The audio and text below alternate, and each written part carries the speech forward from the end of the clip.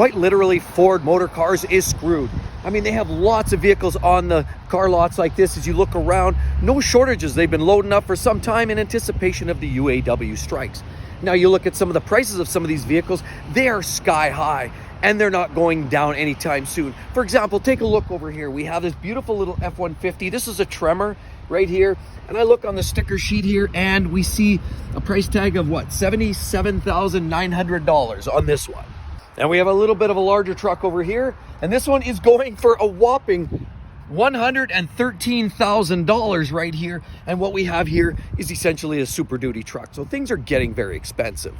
And there's another Super Duty over here. Let's take a look at, see how much this one costs. We have this beautiful, obviously 6.7 liter diesel. And this one here is actually stickered at about $105,000. Quite a significant chunk of change. Crew cab here, and as well, of course, it's a 4x4. It's a great unit, but it comes at a cost. Even something a little simpler like an F-150 right here, we have an XLT, and this vehicle here is going for about $74,000.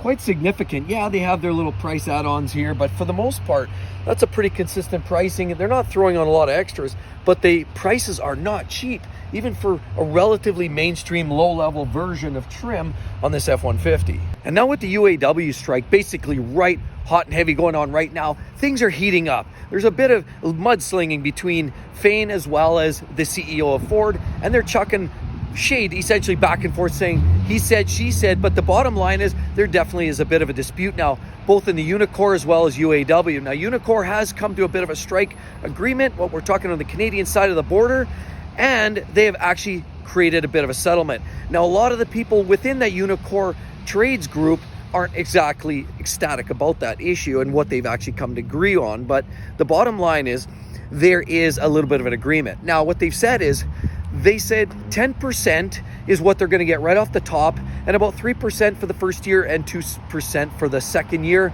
So it's a 3-year trade agreement, or essentially pay agreement. It's a little different for the what they call the skills trades, electrical, welders, all those groups are getting a slightly different revised version of the same thing, but Unicore has essentially come to an agreement.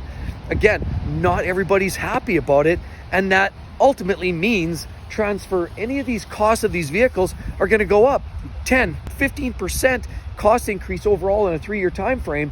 15% on a $100,000 truck on a Super Duty might end up actually being more like something that equates to now $115,000, $120,000 in 3 years. So prices are going to go up.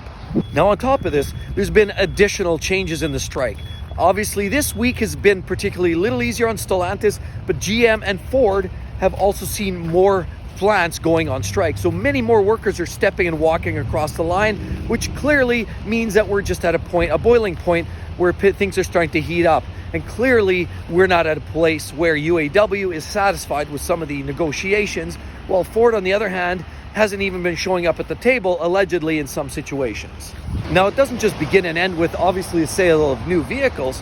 I mean, things like the parts and service department are also going to feel a pinch, because parts are going to be hard to come by as time goes on. The longer the strike goes on, the harder it is going to be to find parts. But what do we have here? This is another part of the equation that we can't ignore. We have this great looking Mustang Mach-E, and this is also part of this whole storyline because it's the electrification. Now what's going on is Ford's actually canceled a $3.5 billion battery manufacturing facility that's sort of coordinated with China to actually supply a lot of their electric vehicles like the Mustang Mach-E or the Ford Lightning.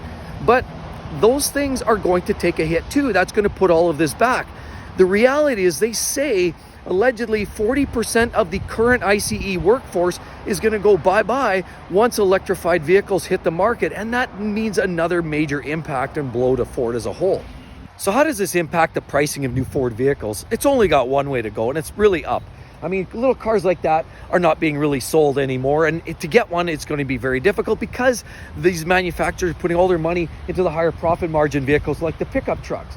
These smaller SUVs, sure, people are spending, and those are always going to be popular, but get these smaller cars are going to be harder to come by because they have smaller profit margins, and Ford wants to continue putting money into the areas where they're going to make the most profit and best bang for buck. Now, good-looking vehicles like this have unfortunately not seen the popularity that Ford has really wished for. I mean, clearly, there you go with the badge, and we have Lightning. It's a great-looking truck.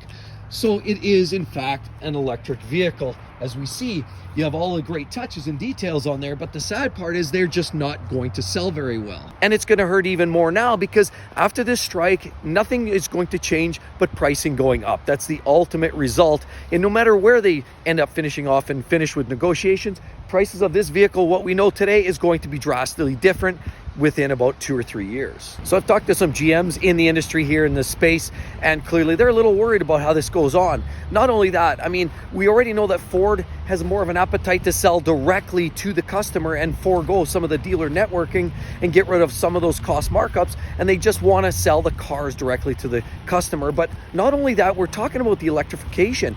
And did you realize most of the electric vehicles and components are actually manufactured, built, assembled by non-union workers? And that clearly that's going to be a real sticking point for a lot of the upper management. They basically know that with the union or non-union groups actually putting these vehicles together, that wages will drive down.